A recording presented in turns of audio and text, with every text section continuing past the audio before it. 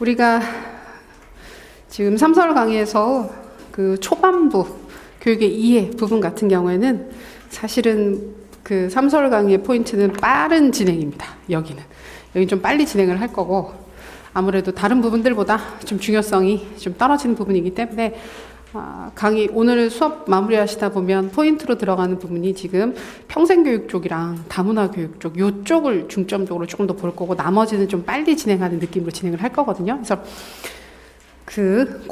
그런 부분들이 있고, 우리가 이제 교육 과정 부분부터 해서는 확실히 좀 차이가 날 거예요.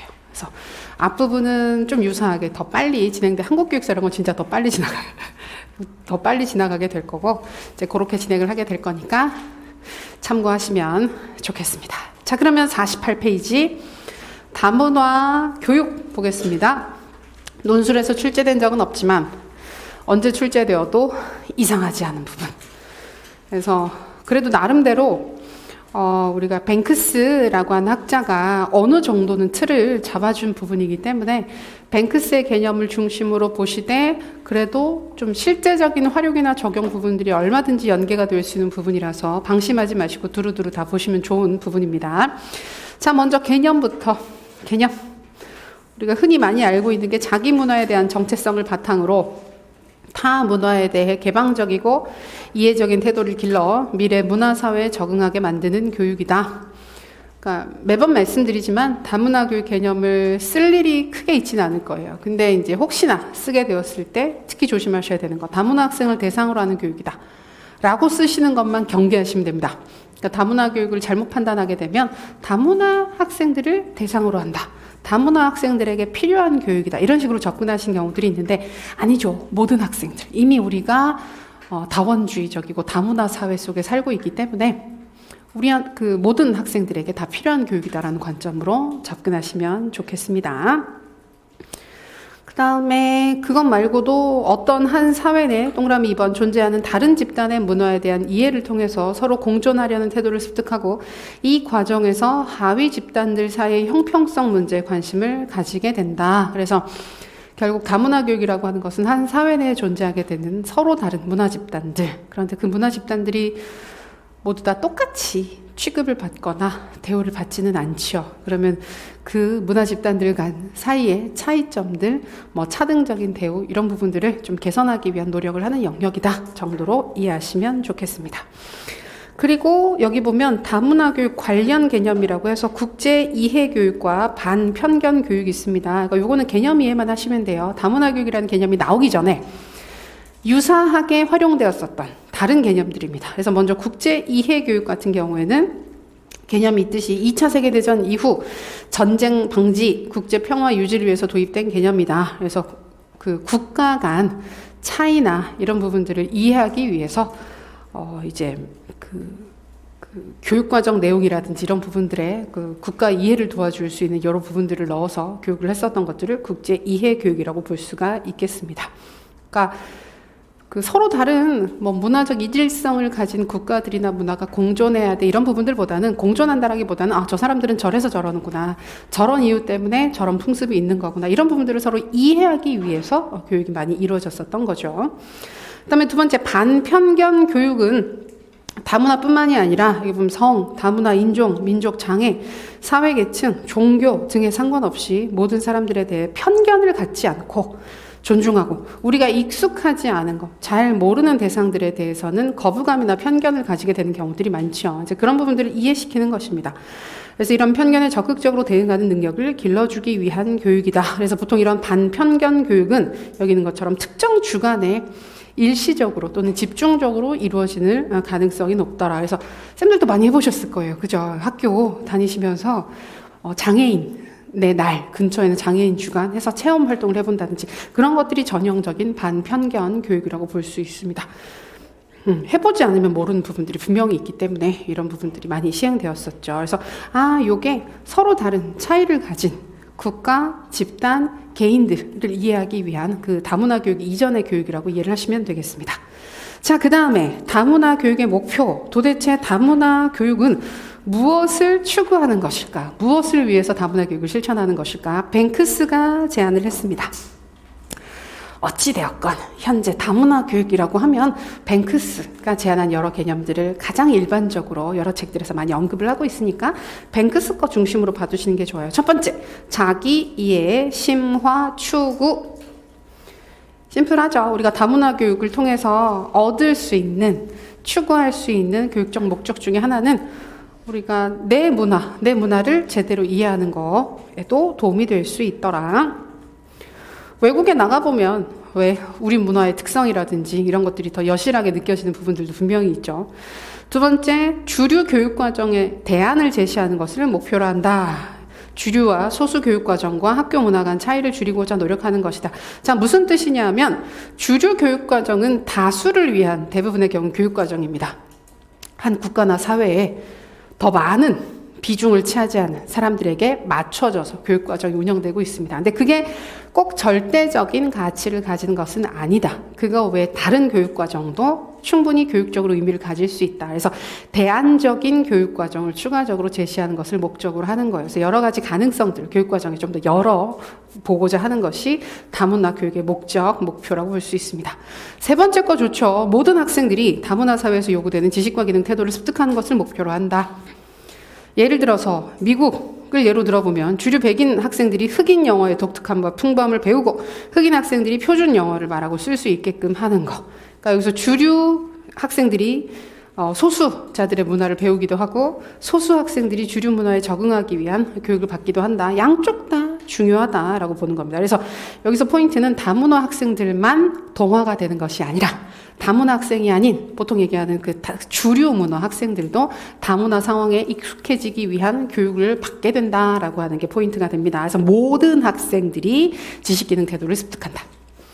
세 번째, 다문화 학생들이 겪게 되는 인종적, 신체적, 문화적 특성 때문에 겪는 고통과 차별을 감소시키는 것을 목적으로 한다.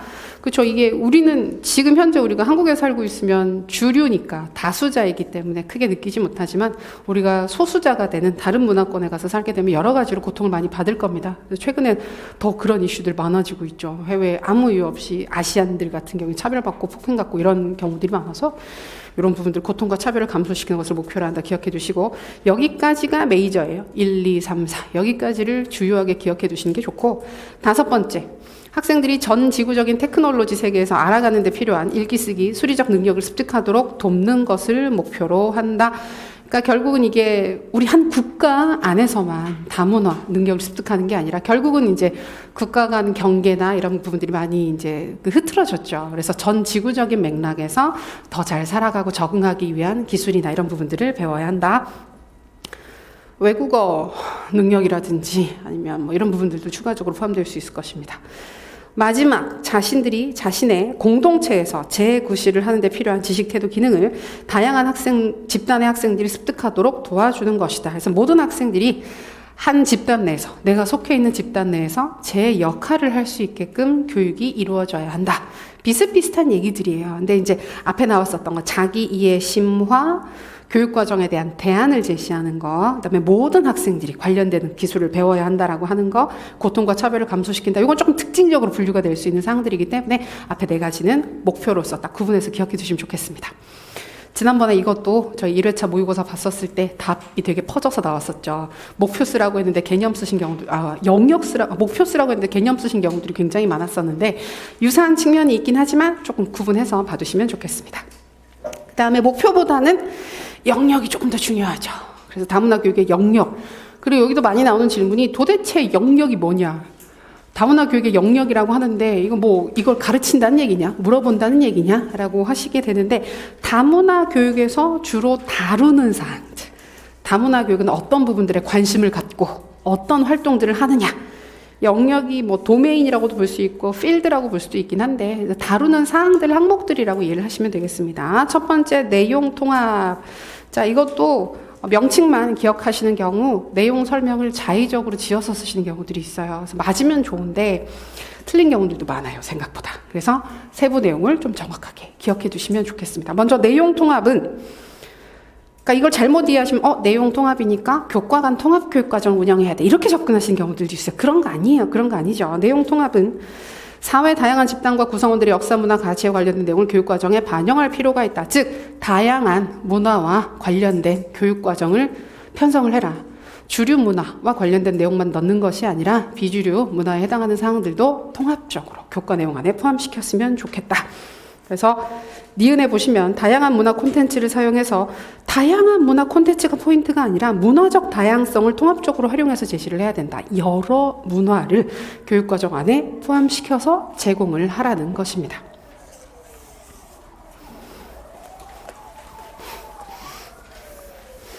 두 번째, 지식 구성 과정. 지식 구성 과정. 요것도 특징적인 부분이라서 지난번에 모의고사 봤었을 때 이거 답 많이 쓰셨었어요.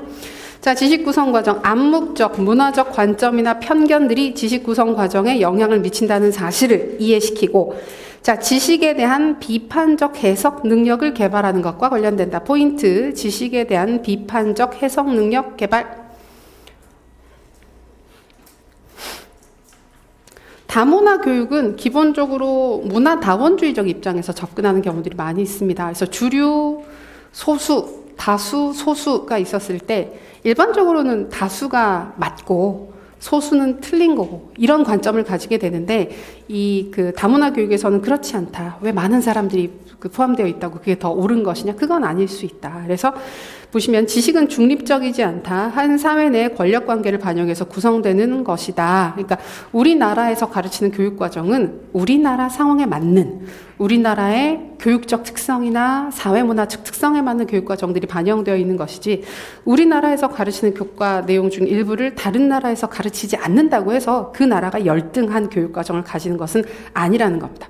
맨날 사례로 드는 게 뭐 우리는 수학 되게 잘하니까 다른 나라들에 비해서 수학 교육 과정을 좀 더 빨리 진행을 한다라고 해서 우리나라 사람들이 되게 뛰어나고 우월하고 그다음에 이걸 배우고 배우지 않고의 차이가 막 문화적 우열을 가르는 기준이 되어서는 안 된다는 겁니다. 그래서 지식이라고 하는 것이 특히 학교에서 가르치는 지식이라고 하는 게 그 자체로 절대적 가치를 가져서 선택하는 것이 아니라 사회적 필요나 맥락에 따라서 선택이 될 수도 있고 아닐 수 있다라는 걸 알아야 서로 다른 문화 간 우열이나 이런 부분들을 가리지 않고 그대로 받아들일 수가 있게 되는 거겠죠. 자, 그런 관점에서 지식 구성 과정을 학생들이 이해할 필요가 있다. 그래서 학교에서 학생들이 지식이 구성되는 과정, 지식 생산자들의 목적과 관점을 확인하는 방법, 현실을 해석하는 방법들을 가르쳐야 한다. 지식에 대한 비판적 이해 능력을 가르칠 필요가 있더라. 그 얘기를 하는 것입니다. 학교에서 가르치는 지식이 사회적 합의에 따라서 가장 가치 있고 중요한 내용들을 선정해서 가르친다라고 보는 관점이 있죠. 우리 사회학에서 공부했었죠. 사회학 공부하시게 되면 기능이론과 갈등이론이 있었을 때 기능이론의 관점에서는 학교에서 가르치는 교과 내용 자체는 모두가 다 합의를 한 가치 있는 내용들을 가르친다라고 보죠. 이거는 그 관점은 아니에요. 그걸 거부하는 거예요. 그건 아니야. 다 합의를 한 건 아니고 주류 문화니까 가르치는 거지. 근데 결국 그 과정에 권력자들의 이해관계나 이런 부분들이 포함될 수 있어. 그러니까 그런 부분들을 비판적으로 이해할 필요가 있어. 약간 더 갈등이론적으로 그 교육과정을 보고 있다라고 하는 걸 알 수 있습니다. 근데 그렇다고 해서 다문화 교육이 갈등이론적 접근이냐? 그건 아니에요. 근데 이제 학교에서 가르치는 교과 지식 자체가 아주 중립적인 지식은 아니다라는 걸 이해시킬 필요가 있더라. 그 얘기를 하는 것입니다. 자, 편견 감소 교수법과 교수 자료를 활용해서 학생들이 다른 문화 집단에 대해서 긍정적이고 우호적인 태도와 가치를 발달시키도록 돕는 부분들이다. 그래서 소수 집단에 대한 편견을 줄이는 거, 교육 방법, 활동 내용들이나 이런 부분들에 있어서 그런 부분들을 반영할 필요가 있더라. 그 다음에 공평한 교수법, 이거 좋죠. 좋고 쓰기가 좋은 거죠. 다양한 학생들의 배움에 적합한 교수법을 사용한다. 다양한 인종이나 민족, 사회계층을 가진 학생들의 평등한 학업 성취를 위한 교수법을 개발할 필요가 있다. 포인트는 항상 조심하셔야 되는 게 다문화 학생들이 잘 학습할 수 있는 방법을 선택한다. 이 얘기 아니에요. 그게 아니라 모든 학생들이 문화적 차이나 구별에 상관없이 모든 학생들이 학습 목표에 도달할 수 있는 적합한 교수 방법들을 선택해야 된다라고 하는 게 공평한 교수법이라고 볼 수 있습니다. 근데 꼭 여기 보면 인종, 민족 얘기도 나오지만 사회 계층 간 불평등도 개선할 수 있는 교수법 얘기를 하고 있어요. 아주 넓게 보면 이 부분에서 약간은 보상교육이라든지 그런 부분들이 포함될 수도 있는 겁니다. 근데 그 얘기를 굳이 먼저 할 필요는 없어요. 그다음에 마지막 학교 문화 개선. 이 부분은 다문화 친화적인 학교 분위기를 만들자는 얘기죠. 다양한 배경을 가진 학생들이 학교에서 교육적 평등과 문화적 능력을 경험할 수 있도록 학교의 문화와 조직을 재구조화하는 과정과 관련된다. 그래서 이전에도 많이 비슷한 문제가 나왔지만 다문화, 그러니까 2차 면접 문제는 다문화 관련된 사례들이 굉장히 꾸준히 많이 나왔었습니다. 근데 이제 선생님들이 받아들이는 방식들을 보면 선생님이건 교장 선생님이건 받아들이는 사례를 보면 다문화 학생이 있는 사례를 문제 상황처럼 인식하는 경우들이 있어요. 근데 그거는 여기서 다문화의 친화적인 학교 분위기는 아닌 거죠. 그래서 그런 학교 문화에 대한 개선이 필요하다 이해하시면 되겠습니다. 다문화 교육의 영역은 물어볼 수도 있는 부분입니다. 그래서 명칭, 그 다음에 개념, 그리고 이런 부분들은 결국은 그래서 어떻게 할래요? 이런 부분들을 실천하기 위해서 교사 입장에서 뭘 할 수 있을까? 활용이나 적용 부분까지 나아갈 가능성이 꽤 있는 부분이죠. 그래서 이 부분 좀 신경 써서 어떻게 할 수 있을까? 활용, 적용 부분들 좀 신경 써서 봐두시면 좋을 것 같아요. 자, 그 다음에 다문화 교육의 내용, 다문화 교육을 실천할 때 주로 어떤 활동들이 있을까? 영역이랑 내용 사실 좀 겹쳐요. 겹쳐서 지난번에도 영역 쓰세요 했었을 때 지금 소수자 적응 교육이라든지 이거 쓰신 경우들이 꽤 있긴 했는데 여기가 조금 더 일반적이진 않습니다. 그래서 일단 뱅크스가 언급되었으면 앞에 걸 우선적으로 접근하시는 게 좋아요. 자, 다문화 교육의 내용에서 소수자 적응 교육, 소수자 정체성 교육, 소수자 공동체 교육, 다수자 대상의 소수자 이해 교육이 있는데 1, 2, 3번은 순서예요. 순서가 있어요. 그래서 가장 낮다고 해야 되나? 그러니까 덜 적극적인 방식의 교육에서부터 소수자 공동체 교육까지 가게 되면 가장 적극적인 방식의 다문화 교육이라고 보시면 되고, 마지막 다수자 대상의 소수자 이해 교육은 조금 접근이 다른 그 교육의 대상이 바뀌게 되는 영역이라고 이해를 하시면 되겠습니다. 이 네 가지 사항은 명칭과 개념은 기억을 해 두셔야 합니다.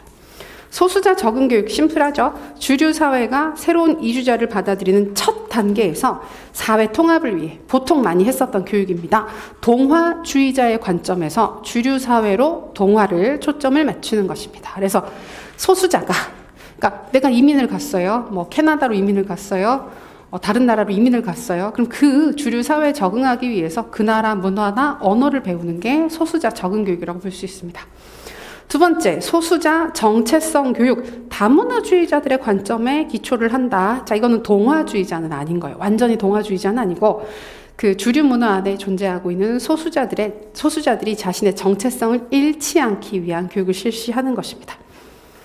그래서 보시면 정체성 함양에 초점을 맞춘다. 이들의 자존감을 회복하고 자신이 속한 문화 집단의 자부심을 가지도록 하는 것에 관심을 기울인다. 그래서 이민 간 한국인들이 갑자기 태권도를 배우고 평소에 좋아하지 않았던 김치를 계속 먹고 이런 경우들 있잖아요. 그래서 이게 자기 정체성에 대한 문제의식이 생기는 겁니다. 이제 그런 부분들을 옆에서 도와주는 게 소수자 정체성 교육이죠. 그쵸? 쌤들 외국 나가보시면 집에서 안 먹었던 음식들, 한국 음식 막 먹고 싶고 그러지 않으세요?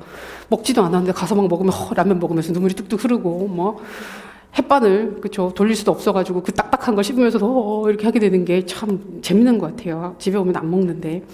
자, 세 번째, 소수자 공동체 교육, 정체성 교육이 좀 더 나아간 형태예요. 그러니까 정체성이 나의 정체성을 지키는 교육이라고 한다면 이게 집단적으로 공동체적인 소수자의 문화를 지키는 접근입니다. 그래서 소수자들의 정서적 지지를 위한 정서적 지원망 확보에 도움을 주는 것이다. 그래서 왜 이것도 뭐 사례 있지만 미국 같은 데 가면 한인 그 단체들, 집단들, 활동들을 하는 집단들이 있잖아요. 그래서 그런 공동체들을 형성하게 되고 그 안에서 자신들의 가치나 이익을 위해서 활동하게 되는 것이 소수자 공동체 교육이라고 보시면 되겠습니다. 그러니까 점점 더 그죠, 소수자들의 자신의 문화나 이런 부분들을 지키는 방향으로 교육이 이루어진다라고 하는 거 이해하실 수 있겠습니다. 근데 대부분의 다문화 교육의 초반부는 첫 번째 소수자 적응 교육을 시작으로 이루어지는 경우들이 많이 있어요. 그리고 다수자 대상의 소수자 이해 교육은 1, 2, 3번이다. 소수자를 대상으로 하는 교육이었다고 한다면 이건 반대죠. 그래서 주류를 대상으로 해서 소수자에 대한 차별과 편견 의식을 제거하는 데 초점을 두는 것이다. 보통 국가교육과정을 통해서 많이 실시한다라고 하는데 학교 교육과정을 통해서 왜냐하면 다수니까 더 많은 사람들을 위해서 실시하는 교육이기 때문에 국가교육과정이나 이런 것들을 통해서 이루어지기가 쉽습니다. 우리는 매스미디어나 이런 것들을 통해서도 많이 이루어지고 있죠. TV 프로그램들 보게 되면 외국인들 나와서 얘기하거나 사는 모습들을 보여주거나 이런 거 보여주는 게 일종의 소수자 이해교육이라고 이해를 보시면 되겠습니다. 자, 4가지 명칭, 개념 이해하시면 됩니다. 그 정도. 그 다음에 다문화 교육과정의 내용이라고 지금 여기 표 있죠. 52페이지.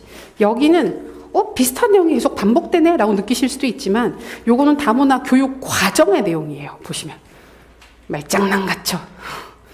다문화 교육을 실시하기 위해서 교육과정을 구성한다면 이건 좀 더 구체적이고 실제적인 사례라고 보실 수 있어요. 그래서 우리 문제에서 얼마나 구체적이고 실제적인 부분까지 물어볼 수 있을지가 조금 애매하긴 한데, 근데 최근에 문제 나온 경향을 보게 되면 이런 부분들도 물어볼 가능성이 좀 있어요. 정답은 이걸 써야만 해는 아니지만 이런 방식으로 접근하면 되겠네라는 시사점은 얻을 수 있습니다. 좀 보면 문화 관련해서 문화 간 이해를 돕기 위한 활동들을 합니다. 유사점, 차이점, 특징 알기, 각 문화에 대한 이해와 존중심 기르기, 문화 간 긍정적 태도 발달시키기. 그러니까 이거는 자연스럽게 생기는 거지 않을까 생각할 수도 있지만 아까도 말씀드렸던 것처럼 대부분의 사람들은 익숙하지 않은 거에 대해 거부감을 가져요. 그래서 그런 부분들을 개선하기 위해서 더 많이 노출시키고 더 많이 이해하게끔 하고 더 알면 좀 오해할 수 있는 부분들이 줄어들게 되는 거니까. 그러니까 이런 부분들은 우리가 도와주기 위해서 뭐 다문화 축제라든지 아니면 다문화 강연자들한테, 다문화 선생님들한테 이야기를 듣는다든지 이런 활동을 통해서 구현될 수가 있을 것입니다. 그다음에 협력, 요거 중요하죠. 협력. 요거는 포인트가 많이 될 수 있을 거예요. 다양한 사람들과 상호작용, 협동 능력 증진하기. 그래서 우리가 다문화 교육은 나중에 글쓰기 주제에서도 비슷한 얘기 나오지만 결론적으로 쭉 끝에 가면 협동학습 얘기를 하시는 게 좋아요. 협동학습. 서로 다른 사람들이 함께 협력해서 공동의 목표를 달성하는 활동들을 하는 거.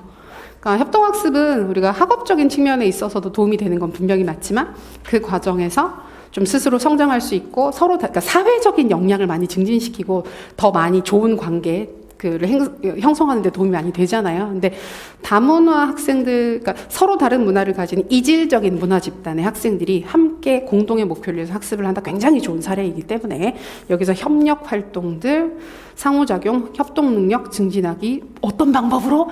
협동학습 또는 조금 더 실제적인 그리고 덜 이론적인 개념으로 간다 그러면 팀 프로젝트 활동들을 통해서 이런 활동을 할 수 있다. 그다음에 반편견 교육 있죠. 선입견, 편견, 고정관념에 대한 비판적 사고 형성하기, 문제 생활에 대처 능력 기르기, 실질적으로 발생할 수 있는 이 편견과 관련된 부분들을 해결하고 접근하는 연습들을 할 필요가 있겠습니다. 그다음에 정체성 형성, 긍정적 개념, 정체감, 집단 정체감 형성하기. 요거는 이제 소수자들의 정체감 얘기하는 거고요. 평등성, 인간이 가진 능력의 차이, 민족의 차이 이런 거랑 상관없이 모든 인간은 똑같이 존중받을 만한 가치가 있다. 그다음에 다양성, 있는 그대로의 차이를 인정하고 받아들이기. 다 얘기할 법한 괜찮은 접근들이에요. 이 중에서 아까 문화, 협력, 그다음에 다양성, 평등 이런 부분들은 얘기하기 좋은 사항들이니까 조금 내용들 기억해 두시면 좋겠습니다. 자, 그리고 다문화 교육의 유형이에요. 여기는 정의하는 학자분들에 따라서 비슷한 얘기를 다 조금씩 다른 이름으로 정리를 해두는데 여기도 자주 언급되는 다문화 교육의 유형 또는 종류라고 해서 동아주의, 다원주의, 세계시민주의 3가지가 있습니다. 요게 최근에 5급 2차 문제 이런 데서 꾸준히 보였어요. 이 파트가. 그래서 우리도 방심할 수 없어요. 왜냐하면 여기 나와 있는 3가지 접근 중에서 우리나라는 다문화 교육 얘기를 하면 대부분 다 동아주의적 접근을 주로 많이 썼었거든요. 근데 여기에 대한 비판적 인식을 하는 사람들이 분명히 있어요. 그래서 2번째 다원주의 또는 다문화주의적 접근에 대한 필요성 언급을 많이 합니다. 이 2가지는 정확하게 봐두시고 3번째 건 되게 대안적인 접근, 좀 더 나아간 접근으로 보시면 돼요. 그래서 각각의 사항들 명칭과 장단점 간단하게 체크해 두실 필요 있습니다. 첫 번째, 동화주의적 접근. 이걸 또 안 고쳤네. 문화적 소수 집단을 주류 문화, 주로가 아니라 주류 문화로 통합시키는 과정으로서 동화를 강조한다. 간단하죠? 소수자를 주류 문화에 동화시키는 겁니다. 그래서 용광로 사례를 들었는데 또 요게 적합하지 않지 않느냐라는 질문하신 분이 계시긴 했는데 보통 근데 동아주에서 가장 큰 사례로 많이 보는 건 용광로 모형이에요. 녹아 들어가서 하나가 된다 이런 관점으로 보는 것이기 때문에. 자, 5번째 항목 주요 목적은 문화적, 인종적, 민족적 소수 집단 아이들이 자신의 문화적 배경을 잊고 슬프네요. 주류 문화에 빠르게 적응하도록 지원하는 것이다. 자, 포인트는 내가 가진 고유한 정체성보다는 주류 문화에 빨리 적응하게끔 만드는 것.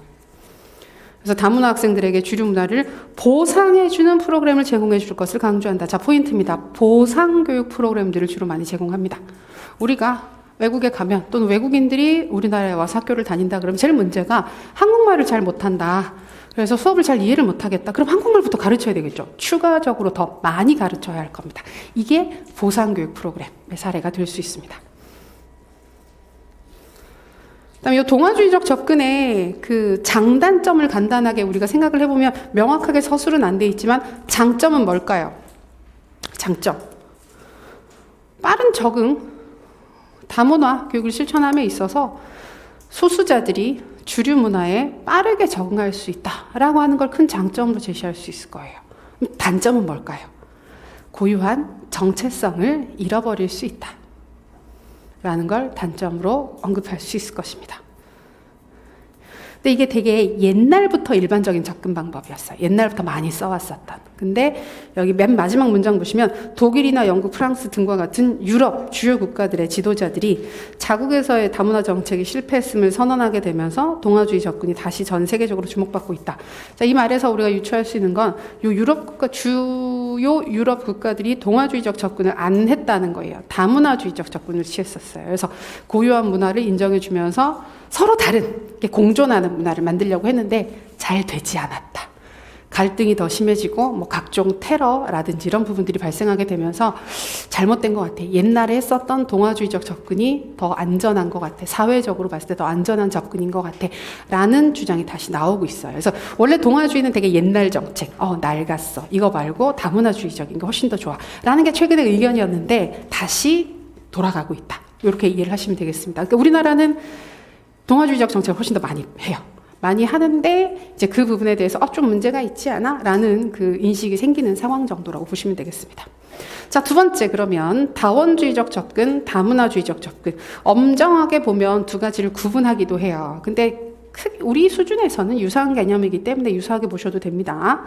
자, 동아주의 가정에 반대한다. 자, 2번째, 요게 포인트입니다. 특정 집단의 가치관이나 삶의 유형을 절대적이거나 보편적인 기준으로 삼지 않는다. 보통은 주류 문화가 이게 되겠죠. 주류 문화가 기준이 되는데 틀렸어. 왜 주류가 사람이 많다고 그게 더 좋은 거야? 각 문화 집단의 고유함을 인정하고 고유함, 소수 집단을 결핍이 아닌 차이의 관점으로 바라본다. 키워드입니다. 결핍이 아닌 차이. 서로 다를 뿐이다. 부족한 게 아니다. 주류 문화가 부족하다고 결핍된 건 아니다. 주류 문화가 부족하면 다른 문화를 더 많이 가지고 있겠죠. 이건 차이다. 문화적 차이다. 그래서 샐러드 볼의 비유나 모자이크의 비유를 활용을 하게 됩니다. 그래서 여기에서는 그 샐러드 볼 밑에 문화적 다양성 관점에서 다문화 교육을 강조한다. 다양한 문화를 있는 그대로 받아들이자. 자, 이중 언어 교육이 사례가 됩니다. 동아주의적 접근의 사례는 뭐였어요? 보상교육. 그다음에 다문화 교육의 사례는 이중 언어 교육. 고유한 문화를 그대로 받아들이고 소수자들의 언어도 주류 교과 언어로 받아들이는 것입니다. 그래서 미국 같은 경우에 보게 되면 스페인어를 쓰는 그 이민자들이 많이 사는 지역에 가게 되면 학교에서 스페인어로 수업하죠. 교재도 스페인어 교재 같이 쓰죠. 그래서 영어, 스페인어 같이 쓰는 경우들이 있잖아요. 그래서 그런 것들이 일종의 이중 언어 교육이 실천되는 사례라고 볼 수 있습니다. 그다음에 마지막 항목. 소수 집단 학생의 문화적 배경을 결핍이 아닌 차이의 관점으로 바라본다. 반복되죠. 다양한 학생들이 교실에 가져오는 기여도나 강점에 주목한다. 학교 교육을 좀 더 풍부하고 다양하게 만들 수 있다라는 부분에 집중을 하게 되는 것입니다. 장점은 뭐가 있을까요? 이 교육과정의 이런 접근, 다원주의적 접근의 장점은 소수자들의 문화적 특성이나 이런 부분들을 그대로 인정해 주는 거, 받아들여 주는 거가 장점이 될 수 있고, 그래서 문화적 정체성 형성 이런 부분들에 도움이 될 수 있다. 간단하게 보시면 되겠고, 단점은 이게 잘못 실천되는 경우 사회적 혼란을 유발할 수 있다 정도로 보시면 되겠습니다. 그 부분이 최근에 많이 문제로 지적이 되면서 다시 동아주의적 관점으로 돌아가고자 하는 움직임들이 보이고 있는 거죠. 저 목소리 약간 졸리지 않아요? 목소리가 오늘 지나치게 차분하지 않습니까? 목소리를 크게 하고 싶은데 약간 울리는 것 같아서 일부러 더 차분하게 하고 있는데 쌤들이 지나치게 차분해지시는 것 같아서 약간 염려스럽네요. 그러니까 지금부터 되게 몸이 퍼지는 시점이거든요. 원래 퍼지는 시점이 아닌데 4월 말 즈음 되면 그때부터 막 퍼지기 시작해요. 따뜻해지고 꽃피고 막 인생 뭐 있나 이러면서 꽃이나 보고 약간 그런 느낌이 되고, 근데 그쵸, 안 돼요. 일단 시험에 붙고 인생 뭐 있나 하도록 합시다. 자, 그래서 이 두 가지 동아주의랑 다원주의 또는 다문화주의는 정말 정반대되는 접근이라고 보시면 돼요. 그리고 여기서 꼭 기억해 두실 거 실천 방안. 동아주의는 보상교육, 그 다음에 다문화주의, 다원주의는 이중 언어 교육. 꼭 기억해 주세요. 가능성이 있어요, 이런 부분들은. 자, 마지막 세계 시민주의. 세계 시민주의 재밌어요. 서로 다른 문화 집단의 공통적인 정체성에 주목을 하는 겁니다. 우리 다 인간이잖아 라는 거예요.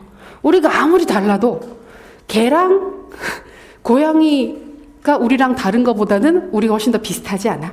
라고 생각하는 거예요. 외계인이 존재한다면 외계인과 비교를 하면 우리는 다 똑같은 인간이니까 훨씬 더 비슷하지 않아? 라고 생각하는 거예요. 그래서 이게 국가 시민으로서의 정체성 혹은 문화적 배경이 있는 시민으로서의 정체성보다는 전 지구적 차원의 정체성, 세계 시민으로서의 정체성이 강조된다. 그러니까 인간으로서의 공통점에 주목을 하는 겁니다. 이런 문제에 대한 관심이 높아지게 됐던 이유는 환경 문제, 평화 문제, 여기 인권 문제, 그러니까 전 지구적인 문제들이 사라져야 되는데 사라지지 않고 여전히 존재하고 있고, 그게 이제 모든 사람들의 공통적인 관심사가 되면서 우리가 서로 다르다고 생각할 게 아니라 아무리 달라도 우리는 인간이니까 비슷한 측면이 있어. 그래서 그 인간으로서, 세계 시민으로서 가지는 공통점을 우리의 정체성으로 생각을 해보자 라고 접근하는 게 세계 시민주의라고 볼 수 있겠습니다. 그래서 이거 우리나라 교육과정에도 제일 마지막 부분을 보시게 되면 세계 시민교육 얘기가 나와서 한참 다문화 교육 얘기를 하다가 최근 몇 년 전부터 해서는 세계 시민 교육 얘기를 좀 더 많이 해요. 그래서 물론 이제 다문화적인 상황에서 넘어가면 세계 시민 교육까지 가게 되긴 하는데 세계 시민으로서의 그 정체성 이런 부분들 많이 강조하거든요. 보시면 세계 시민 교육이 뭘 하는지까지 보겠습니다. 학습자가 지역이나 글로벌 차원에서 능동적 역할을 떠맡으며 안 좋은 건가 봐요. 떠맡는데요. 전 세계적인 문제 직면에서 해결하고 궁극적으로는 더 정의롭고 평화롭고 관용적이고 포용적인 안전하고 지속 가능한 세계를 만드는데 능동적 기여자가 되도록 하는 것입니다. 그러니까 다른 나라 일이야. 우리 막 그런 거 이제 TV에서 그 광고 같은 거 보면 남극인가? 북극곰인가? 북극곰 배지 주고 이런 거 있잖아요. 그 막 북극곰들이 빙하가 쪼개져가지고 좁은 데서 이렇게 올라가 있고 이런 거 나오면 불쌍해. 근데 저건 너무 먼 일 아니야? 우리하고 직접적으로 상관없는 일 아니야? 이렇게 생각하는 경우가 있는데 그렇지 않다. 되게 먼 일처럼 보이긴 하지만 다 결국은 우리랑 상관 있는 일들이기 때문에 누가 억지로 시키지 않아도 적극적으로 능동적으로 그런 문제들에 관심을 갖는 세계 시민이 되어야 한다. 그 얘기를 하는 게 세계 시민 교육입니다. 최근에 관심을 많이 가지는 부분이라서 개념 정도는 파악해 두시면 좋겠어요. 그래서 앞에 두 가지랑은 조금 달라요. 다르고 그 실제로 적용을 하거나 그 활용을 하는데도 훨씬 더 덜 중요하게 보는 관점은 맞습니다. 근데 앞에 두 개를 봐두시고 세계 시민주의에 근거를 해서 세계 시민 교육이 최근에 관심을 받고 있다 정도는 파악해 두시면 좋겠습니다. 이게 그 정도. 방금 봤던 부분들, 우리 다문화 교육에서 봤던 부분들을 좀 신경 써서 봐두시고요. 다문화 교육의 방향 부분 보시면 여기는 이해하시면 돼요. 자, 타문화에 대한 이중적 잣대를 버리고 이해 관점을 가져야 한다. 당연한 얘기. 그 다음에 다문화 교육의 궁극적 대상은 외국인이 아니다. 우리 사회 전체 청소년들이다. 구성원 모두가 다 해당한다라고 하는 거. 당연한 얘기. 그다음에 공교육의 한계를 극복하고 새로운 교육의 방식을 실험하는 개혁운동이다. 이거는 대안적인 교육과정이나 대안적인 교육 활동들이 다수 포함되어 있기 때문에 다문화 교육 때문에 한 건 맞는데 그 결과 우리 교육의 질적 수준을 향상시키는 하나의 기법이 되기도 하더라. 그 다음에 네 번째 거, 요거는 다문화 교육뿐만이 아니라 최근 학교 교육 언급하면 항상 나오는 비슷한 관점이죠. 학교 안에서 혼자 해결을 못한다. 그러니까 주변에 있는 다양한 지역사회, 단체들과 문화기관들을 협력해서 더 의미 있는 프로그램들을 만들어야 된다. 똑같은 얘기가 다문화 교육뿐만이 아니라 진로 교육에서도 똑같이 언급될 수 있어요. 학교 안에서 좋은 진로 교육 프로그램들 다 못 만든다. 지역사회, 문화단체들과 연구한 지역 학생들한테 도움이 되는 교육과정 개발해야 된다. 똑같거든요. 그래서 지역사회와의 연계 부분은 어지간히 말이 되면 다 써도 괜찮은 파트이기 때문에 그런 접근 하나 더 확인해 두시면 좋겠습니다.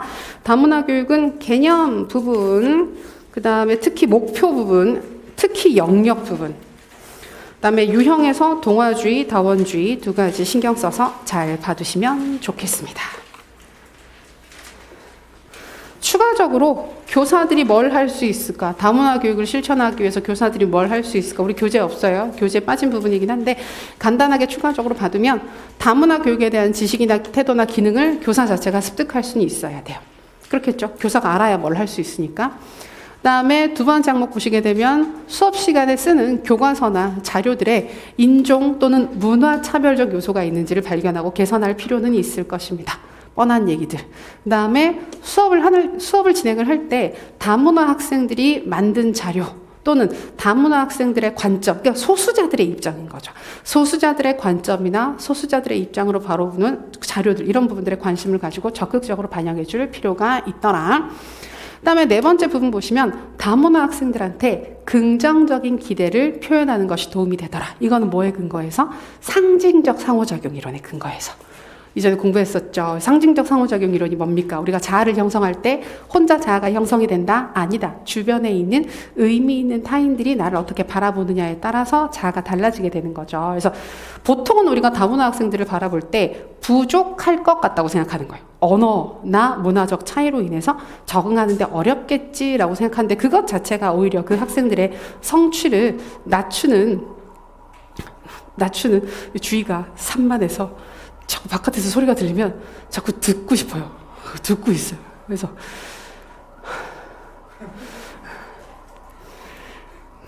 그래서 그렇게 부족할 거야, 적응하기가 힘들 거야, 못 따라올 거야 라고 생각을 하고 학생들을 바라보게 되면 실제로 그렇게 행동을 하게 될 수가 있기 때문에 그런 결과가 나올 수 있기 때문에 좀 더 긍정적인 기대를 보이는 것이 도움이 될 것이다. 그리고 마지막 협동학습 얘기 나오잖아요. 근데 정말 이거는 정해져 있는 부분도 아니고 이론적으로 딱 결정된 부분은 아닌데 다문화 교육 이야기를 할 때 협동학습은 연계하기 좋은 부분들이 꽤 많이 있습니다. 협동학습 같은 경우에는 기본적으로 이질 집단을 구성해서 서로 다른 학생들이 서로에게 도움을 주고받는 거잖아요. 근데 우리나라 안에서 협동학습을 실행한다 그러면 차이가 나게 구성을 하면 어떻게?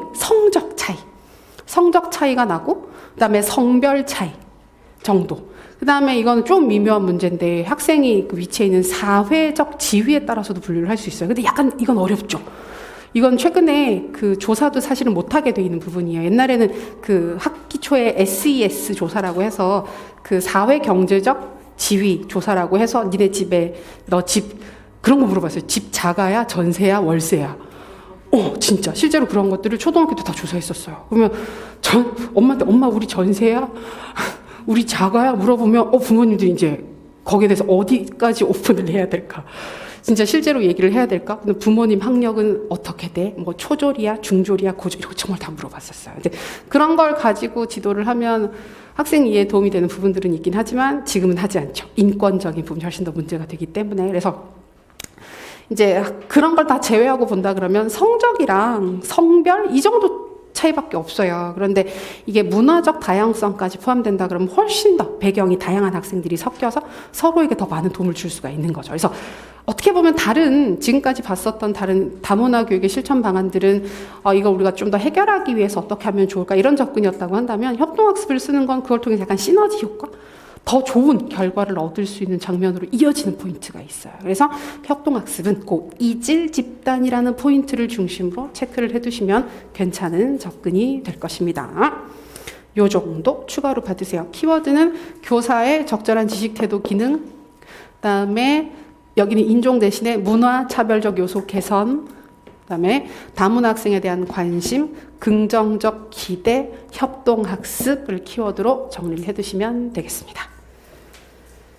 예, 그리고 이어서 55페이지 4차 산업혁명과 교육 쓰라고 하진 않을 거예요. 얘는 배경일 거예요. 만약에 언급이 돼도 배경일 거예요. 4차 산업혁명, 우리도 여기에 많이 수혜를 받으면서 살고 있죠. 여기 보면 학자들에 따라서 4차 산업혁명의 개념도 조금씩 다르게 정리를 하고, 우리가 그 3차 산업혁명을 인터넷이 이제 막 퍼지기 시작했었던 정보통신 기술의 발달, 그래서 90년대쯤 그때를 3차 산업혁명으로 보거든요. 근데 4차 산업혁명 같은 경우에는 보통 키워드가 된 게 인공지능이에요. 인공지능이라든지 아주 더 많이 발달된 정보통신 기술을 통해서 더 밀접하게 연관된 사회, 이렇게 보게 되는데, 여기 보면 그 학자들에 따라서 키워드를 조금씩 다르게 정리를 하긴 하지만 최근에 많이 언급하는 건 지능화, 가상화, 초연결이라고 하는 세 가지 키워드를 제시를 합니다. 얘네는 이해하시면 돼요. 그리고 재작년 문제에서 초연결, 우리가 4차 산업혁명 사회가 되면서 초연결, 서로도 많이 연결된 사회이기 때문에 토론학습 잘해야 돼 라고 해서 토론학습 매개로 물어보는 문제가 한번 출제가 됐었어요. 그래서 나머지도 대략 개념 정도는 이해해 두셔야 합니다. 먼저 등장하는 지능화 같은 경우에는 인공지능이에요. 인공지능. 간단하게 보면. 그래서 기계와 인간, 인간과 기계의 관계, 머신러닝. 머신러닝은 인공지능이 스스로 학습하는 걸 뜻하는 겁니다. 그다음에 딥러닝 비슷한 거, 빅데이터 등의 기술이 기계가 인간처럼 사고하도록 진화되는 현상이다. 그래서 결국은 다 인공지능 얘기를 하는 거예요. 인공지능이, 그래서 우리 교육에서 인공지능 언급하는 맥락을 보면 그거 얘기 많이 해요. 인공지능이 교사를 대체할까? 그래서 맨날 뭐만 나오면 교사를 대체한대요. 그래서 인공지능 전에도 컴퓨터가 교사를 대체할까? 그리고 심지어 50년대, 60년대에도 그 교사가 꼭 필요할까? 뭐 이런 얘기들이 늘 있었거든요. 되게 싫은가 봐요. 뭐만 나오면 빨리 대체를 하고 싶은가 봐요. 그런데 지금 이제 인공지능이 나오게 되면서 정말 대체를 할 수 있지 않을까? 다들 이렇게 생각을 하고 있는 상황인데, 그렇진 않겠죠. 당장 되진 않을 겁니다. 쉽사리. 왜냐하면 교사는 100년 전부터 없어진다 그랬어요. 근데도 안 없어지잖아요. 그래서 보면 인간 교사가 할 수 있는 일들이 분명히 있을 것이다. 그리고 지능화는 인공지능이라고 이해를 하시면 되겠고, 두 번째 가상화. 이거는 가상 세계, VR, 그죠? 많이 해보셨죠? 그 코로나 전에 VR 그 번화가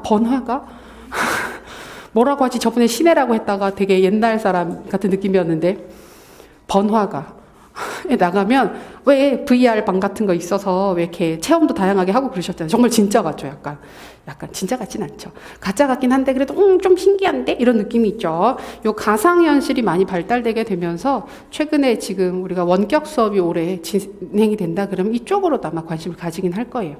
잘 안 될 거예요. 돈이 많이 들어서. 그다음에 세 번째 초연결.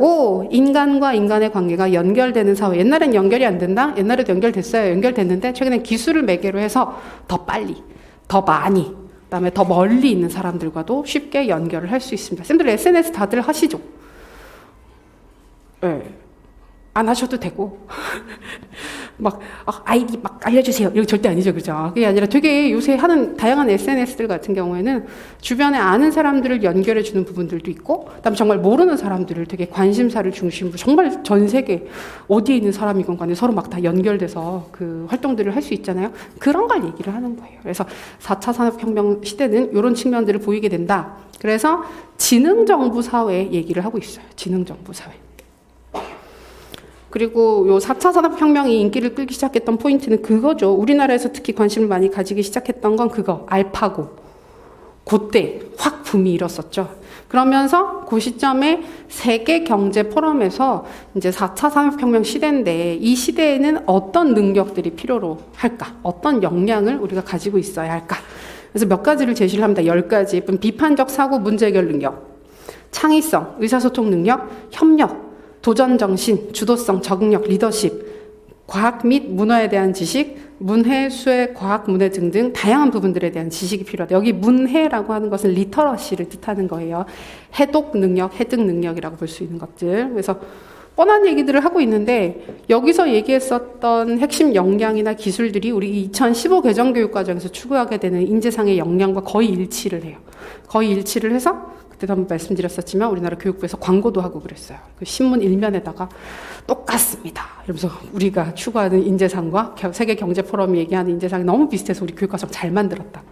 그래서 자랑한 적도 있었어요. 여기 보면 자기관리 역량, 지식정보 처리 역량, 창의적 사고 역량, 심리적 감성, 의사소통, 공동체 등등이 나오는데 이 중에서 이제 우리가 뭐 교육과정 하시면 다 그 교육과정 때 다 외우긴 하실 텐데 지식정보 처리 역량과 창의적 사고 역량, 의사소통, 공동체 이런 부분들은 약간 만능 역량이에요. 뭘 물어봐도 이걸 얘기하면 답이 다 돼요. 뭐든 다 연계할 수 있는 좋은 역량들이에요. 학생들한테 필요한 역량, 학생들한테 개발해야 되는 역량으로 얘기를 하기도 좋고 교사가 갖추어야 할 역량이기도 해요.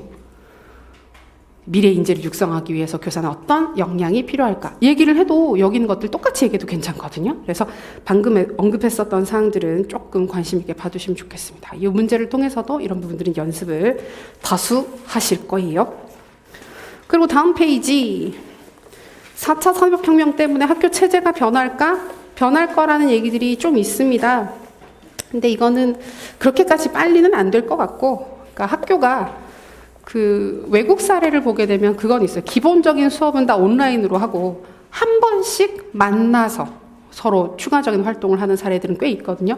근데 그게 우리가 의도와 상관없이 작년과 올해 약간 그런 식으로 수업이 진행이 되고 있죠. 그래서 그런 부분들은 학교가 자연스럽게 변화될 것이다. 이해해 두시면 되겠고 그다음에 학습 형태 및 내용의 변화라고 하는 거 이거는 답이 딱 정해져 있는 부분들은 아닌데 참고하실 만한 부분이 있어요. 첫 번째 항목. 융합교육, 온라인, 오프라인 통합, 블렌디드 러닝 많이 들어보셨죠? 그 다음에 교과, 학문 간 융합, 스팀 교육, 형식, 비형식 교육의 융합. 자, 여기에서 그거 물어보셨어요. 여기서 말하는 비형식은 어떤 개념이냐? 무형식이냐, 비형식이냐 물어보셨는데 별로 의미 없어요. 그거는. 그리고 이렇게 형식, 비형식이라고 두 개를 딱 찍어서 얘기를 하게 되면 여기서 말하는 비형식은 보통은 무의도적으로 이루어지는 교육이라고 이해를 하시면 무리가 없어요. 뭐 과학적 논쟁, 맥락 기반 학습 등등이 있는데 우리는 보통 블렌디드 러닝과 스팀 교육이 최근에 관심을 많이 받고 있는 사항이죠. 그다음에 두 번째, 학습자의 역할이 달라지게 된다. 소비자가 아니라 메이커, 창작자. 이것도 많이 하고 있습니다. 그래서 메이커 스페이스라든지 그런 거 나오고 있죠. 그 다음에 세 번째 게 조금 재밌는 부분인데 이게 빅데이터 관리가 가능해지게 되면서 학습자들에 대한 평가를 다양한 인공지능이라든지 정보처리 기술들을 활용해서 분석을 할 수 있다 얘기를 하고 있는 겁니다. 그래서 보면 그 기술에 의해서 체계적으로 수집 관리된다. 학생들의 학습 활동이 그리고 수집되고 분석돼서 학습 개선 정보로 교사와 학생들한테 제공될 수 있다. 그래서 이게 평가 체계를 완전히 바꿀 것이다 라는 주장을 하는데 좀 걸릴 것 같기는 해요. 쉽게 이루어지진 않을 거예요. 여기 보면 적응적 학습과 스텔스 평가라고 하는 개념이 나오는데 평가하시는 분들이 요새 가끔 얘기를 합니다. 스텔스 평가. 스텔스 평가는 뭐냐면 몰래 숨겨서 평가를 하는 거예요. 그 스텔스 기 있잖아요. 그래서 레이더에 안 걸리는 거. 전투기인데 적의 그 레이더에는 걸리지 않고 쓱 지나갈 수 있는 건데 평가가 우리가 보통 학교에서 시행하는 평가는 중간고사, 기말고사 자 시험 봅시다 이렇게 하면 시험을 보는 겉으로 드러나 있는 평가들을 실시하게 되는데 그럼 보통 학생들이 미리 준비를 하죠. 내일 시험 본다, 일주일 후에 시험 본다 그럼 평소 공부 하나도 안 하다가 막 시험 공부를 해가지고 시험 보고 나서 까먹어요. 그럼 이게 진정한 학습 능력의 평가냐? 근데 스텔스 평가 같은 경우에는 예고를 하지 않습니다. 예고를 하지 않고 수업을 하는 도중에 자연스럽게 평가를 하는 거예요. 근데 일반적인 오프라인 수업 상황에서는 사실 이걸 좀 찾기가 어렵고 온라인 수업 상황에서는 데이터가 다 기록되거든요. 다 기록이 되니까 안 하지만 할 수는 있어요. 할 수 있어서 어디에서 오답을 클릭했다든지 그 다음에 다음 페이지로 넘어갔다가 다시 앞 페이지로 돌아가서 내용을 다시 확인했다든지 이런 부분들을 하나하나 행동을 다 평가를 하는 거예요. 그래서 그 정보들을 수집해서 실제로 이 학생의 수행 수준은 어느 정도고 뭘 잘 알고 뭘 모르고 어떤 부분들에 대한 추가적인 학습이 필요한지 이런 것들을 하나하나 근데 이건 사람이 하는 게 아니라 기계가 정보를 수집해서 빅데이터 분석을 하는 거예요. 그래서 그런 방식으로 평가를 하는 걸 스텔스 평가라고 합니다. 딱 들어봐도 당장 못하겠죠. 지금 그 E클래스도 지금 저번 주에 계속 안 돼가지고 되게 힘들었다고 하던데, 근데 장기적으로는 이걸 하고 싶을 거예요. 그다음에 온라인 수업이 어느 정도 지속된다 그러면 충분히 가능한 부분들이 있을 겁니다. 그래서 개념 알아두시면 되겠습니다. 그리고 옛날부터 해왔던 얘기죠. 한 사람의 천재를 만드는 교육이 아니라 모든 학생들이 저마다의 재능과 역량을 펼칠 수 있는 학습이 이루어져야 한다. 좋은 얘기인데 2차 때 이런 것들은 기억해 두시면 좋을 것 같아요. 근데 2차 때 이런 답을 해야 되는 문제가 나오면 서울 지역 같은 경우에는 이어서 추가 질문을 그렇게 하겠죠. 그럼 한 사람의 천재를 만드는 교육이 어떤 점에서 가치가 있는지 얘기를 해보라고 반대되는 질문을 하긴 할 겁니다. 그래서 이런 부분들 한번 살펴보시면 좋을 것 같아요. 그리고 자, 4차 산업혁명 시대를 대비하는 교사의 노력. 교사는 어떤 노력을 해야 될까? 플립드 러닝, 블렌디드 러닝을 대비해야 된다. 그 다음에 협력학습을 대비해야 한다. 근데 여기서 협력학습은 우리가 알고 있는 협동학습이랑 조금 다릅니다. 여기는 약간 그 교사들이 더 좀 협력적으로 다른 사람들과 연계해서 교수활동을 할 필요가 있다. 그 다음에 현장학습 연계 대비. 더 실제적인 활동들, 현장에 나가는 활동들 더 많이 강조하게 될 것이다. 이런 얘기들을 하고 있어요. 그래서 요것만 정답이 되는 건 아닌데, 요런 쪽으로 언급하는 사례들이 있으니까 추가적으로 확인하시면 되겠습니다. 네. 4차 산업혁명 쪽은 배경으로 언급될 가능성이 좀 있어요.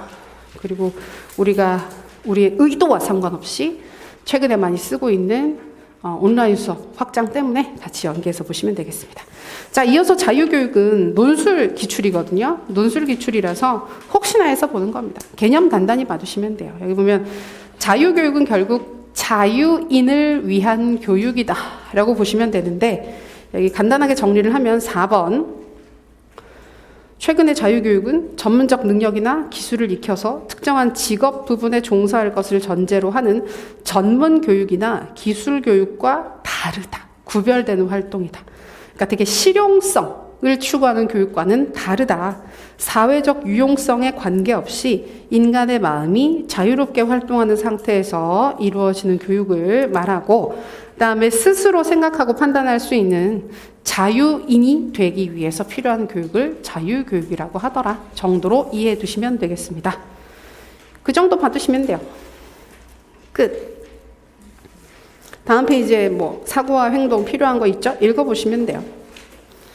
그 다음에 59페이지부터 그 외 여러 가지 교육의 유형이라고 해서 짜잘짜잘한 교육의 유형들이 있습니다. 먼저 영재교육 있죠? 뭐 이거는 뭐 그 교육의 방향성에 따라서 다르긴 한데, 최근에는 영재교육 쪽을 크게 강조하지는 않습니다. 하고 싶었던 것 같긴 한데 크게 강조하지는 않습니다.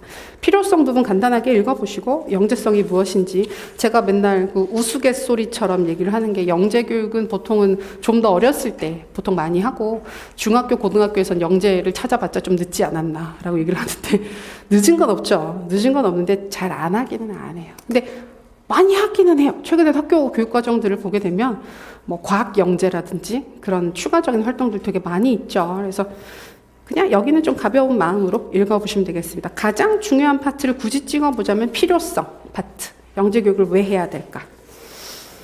그 다음에 다음 페이지 보시면 영재교육을 실행하는 방법에는 뭐가 있을까?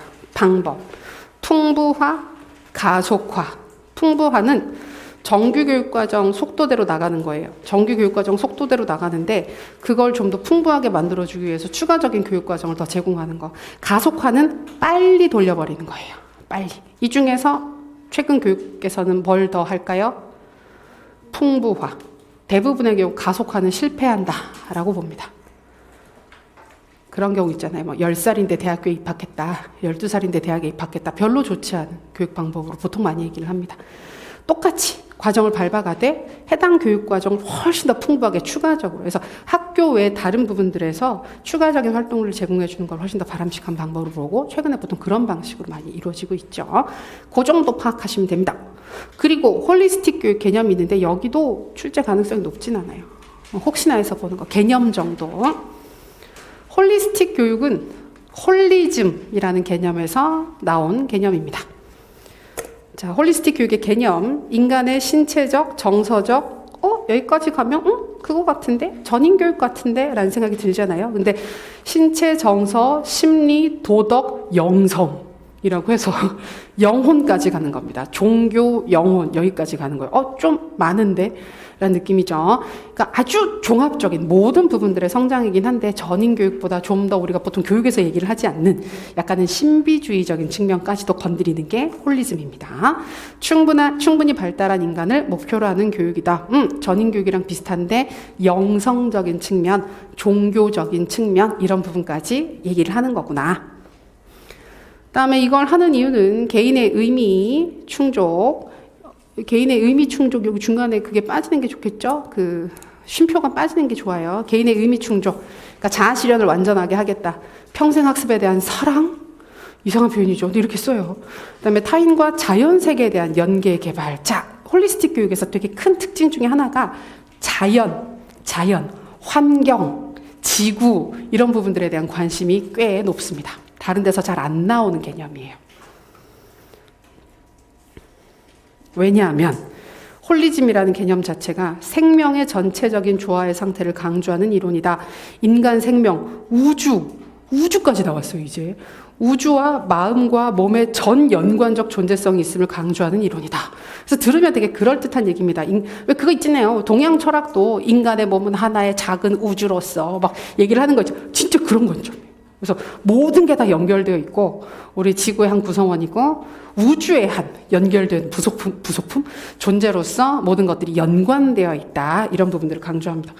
물어보기가 좋은 접근은 아니죠. 그래서 좀 특이해요. 특이한 부분이라서 혹시나 생명이라는 키워드, 지구, 우주 이런 말이 나오면 홀리즘, 홀리스틱 이렇게 찾으시면 문제가 없겠습니다.